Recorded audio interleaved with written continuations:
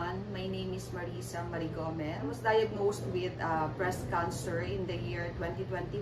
Stage 3 po yun. And then 2024, it recurred into stage 4. And I went through several conventional treatments na po, but I knew deep inside that I needed also integrative treatments, and so I took a leap of faith. So God guided me at nakita ko po yung Tree of Life. So before po ako pumasok sa Tree of Life, I had constipation po, yung breathing ko, I have fatigue, and mabilis ako mapagod. My doctor said it was the side effect of radiation. My 2 to 3 days here, so naramdaman ko na po yung changes, so big changes. My cough softened, my breathing became lighter, and my whole body felt relieved.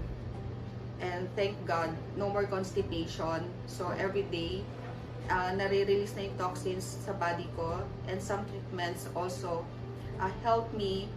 Nag-lose din ako ng weight, and others renewed my energy and restored my strength.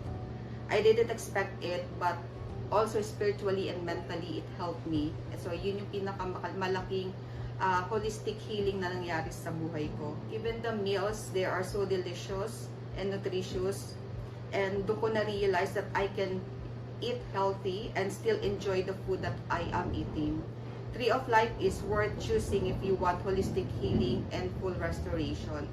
And to be honest, 10 days is just short for me. So parang nabitin pa ako for the 10 days. And babalik ako for sure for my continuous healing. And after 10 days, ngayon parang sobrang gaan na ng pakiramdam ko. And gusto ko nang bumalik agad sa trabaho. This journey taught me one important lesson. Always listen to your body. Prioritize your health, so that you can give your best to the people you love. Thank you, Tree of Life, and God bless.